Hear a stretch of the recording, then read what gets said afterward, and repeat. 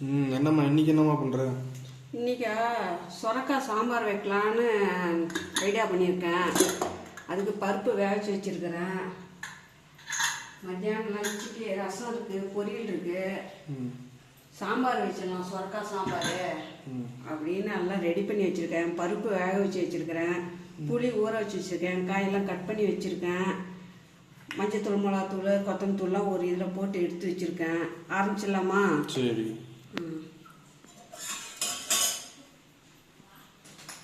நான் சொரக்காய், தக்காளி, வெங்காயம், நான் கருவேப்பிலை, கொத்தமல்லி, சின்ன வெங்காயம், பூண்டு ஒரு 10 பல்லு எல்லாம் எடுத்து உளிச்சு கழுவி எல்லாம் எடுத்து வச்சுருக்கேன். பூண்டு இருக்குது, இதுலேயே சின்ன வெங்காயமும் இருக்குது. சின்ன வெங்காயம் கட் பண்ணாமல் முழுசாகவே போட்டால் சாப்பிட்றதுக்கு நல்லா இருக்கும்.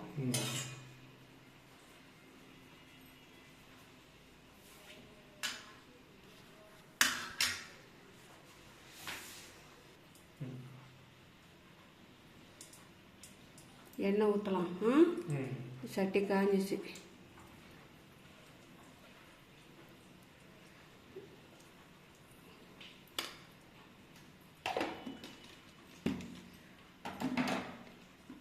கடுகு போட்டுடலாமா? கடுகு நல்லா பொரியட்டும்.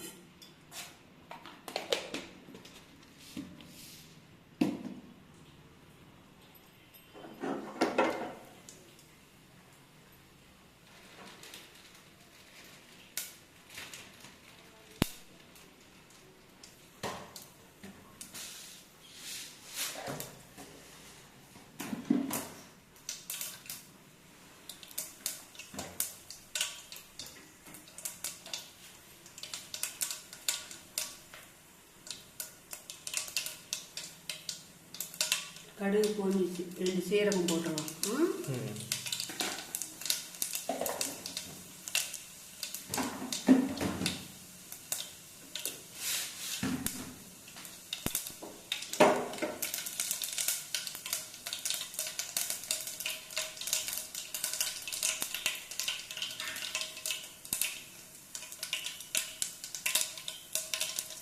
போட்டு கருவேப்பிலை உருவி போட்டுருவோம்.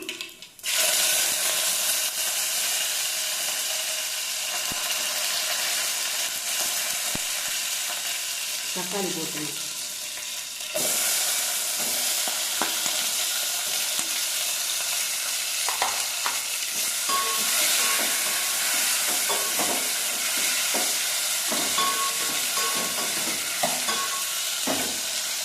எப்படின்னு சொல்கிற மாதிரி தான் 2 சிட்டிக்கு போட்டோம்னா தக்காளி சீக்கிரம் வாங்கணும். ஏன்னா இப்போ தக்காளிலாம் கல் மாதிரி இருக்குது, சரியா? அப்போ தக்காளிலாம் நல்லா சாறு நல்லா வரும். இப்போல்லாம் அப்படி வரவில்லை, கல் மாதிரி இருக்குது தக்காளி. அதுதான் 2 உப்பு போட்டோம்னா 2 சிட்டிக்கு சீக்கிரம் இப்போ நல்லா லூஸ் பண்ணி கொடுக்கும். வெங்காயம், பூண்டு போட்டுடலாம். வெங்காயம், பூண்டு 2 கட்டு வச்சு காய் போட்டுக்கலாம்.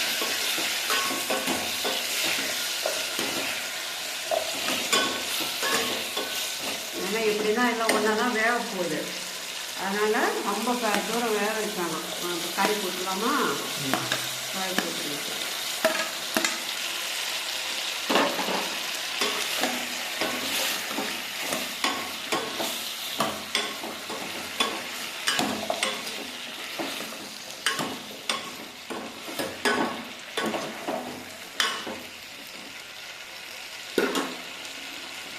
இப்போ இந்த காயை வந்து கொஞ்சம் ஊற்றி போட்டுக்கலாம். கொஞ்சம் மஞ்சள் போட்டுக்கலாம்.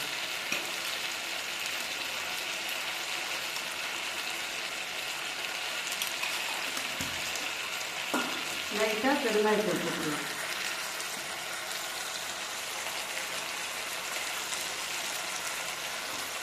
அப்புறம் தட்டி விட்டு ஒரு 5 நிமிஷம் அப்படியே சிம்மில் வச்சு ஒரு 5 நிமிஷம் அப்படியே விட்டா காயும் தக்காளி எல்லாமே வெந்துடும். ஒரு 5 நிமிஷம் அப்படியே விட்டுடலாம்.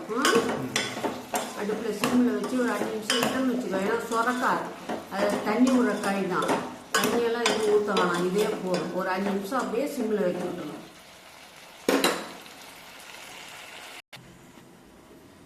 வாமா ஓப்பன் பண்ணுமா. இது என்ன அவசரம் இல்லை. இடையில எடுத்து 2 டைம் கிண்டி விட்டு வச்சுக்கோ. காய் நல்லா விழுந்துடும். தண்ணி பற்றியா வெட்டி விட்டுருக்குது தெரியுதா தண்ணி? காயிலெல்லாம் தண்ணி ஊற்றுறது அவசியமே இல்லை. தண்ணி பற்றியா தெரியுதா இல்லையா? பற்றியா அதெல்லாம் ஒன்றும்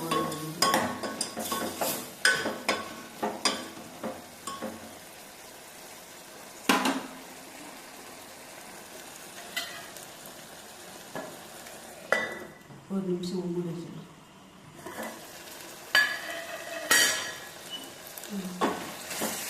காயும் முக்காசு வந்துடுச்சு.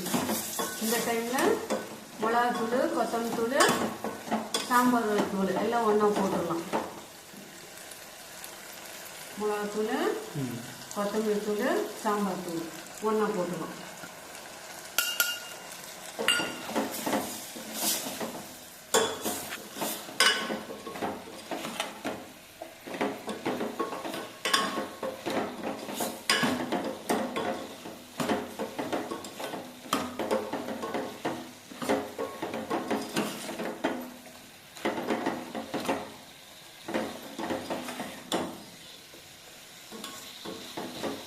இந்த ஒரு நிமிஷம் விட்டு புளியை கரைச்சி ஊற்றிடலாம்.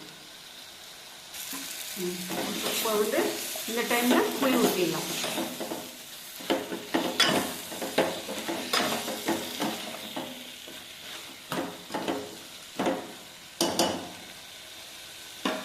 இந்த டைமில் புளியை கரைச்சி ஊற்றிடலாம்.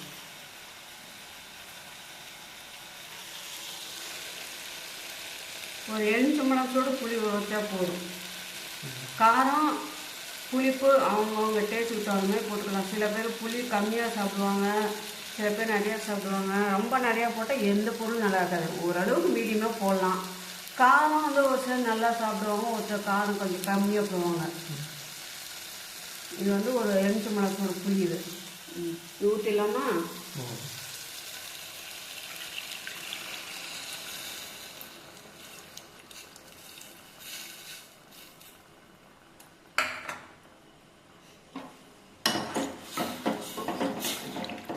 ஒரு 2 கொதி வந்தோடனே பருப்பு எடுத்து ஊற்றிடலாம்.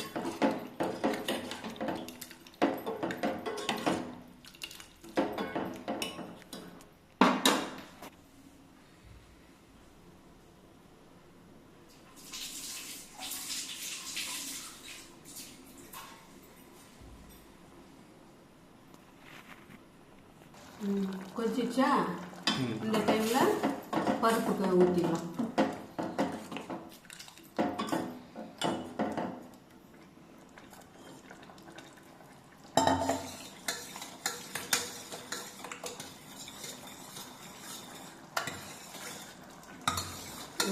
கரண்டில் மத்து தேவையில்லை, ஏன்னா குக்கரில் தானே வைக்கிறோம், அதனால மத்தே தேவையில்லை. பார்த்தியா நல்லா கடைஞ்சிட்டுனா ஊற்றிடலாமா?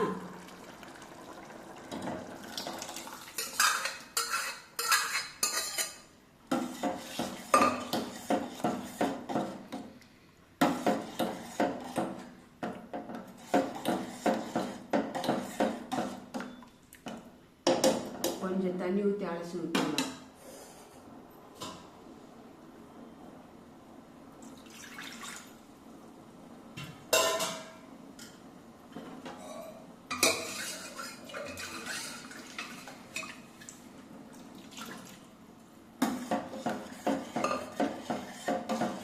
சொரக்காய் சாம்பார் ரெடி.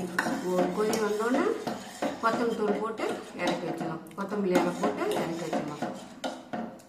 கொஞ்சம் லைட்டாக உப்பு போட்டுக்கலாம். இதுக்கு நான் 10 தக்காளிக்கு போட்டோம், காய்க்கு போட்டோம். இப்போ கொஞ்சம் சாம்பார் கொஞ்சம் உப்பு சரியாக இருக்கும். ஒரு கொதி வரட்டும். கொதி வந்தோன்னா சாம்பார் ரெடி.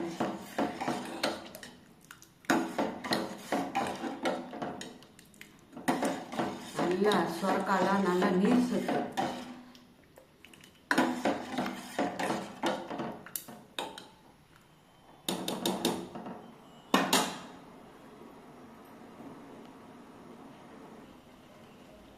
சாம்பார் கொதிக்குவாமா?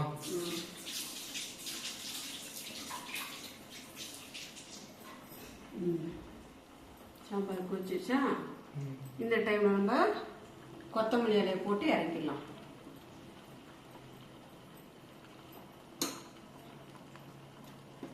கொத்தமல்லி இலையை போட்டுன்னு வச்சுக்கோ, சாம்பார் சூப்பராக இருக்கும்.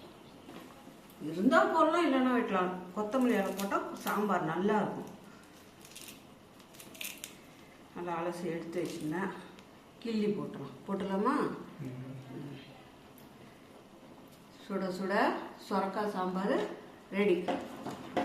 சரியா? சாப்பிட்றியா? சாம்பார் ரெடி. ஆஃப் பண்ணிடலாமா அடுப்பை?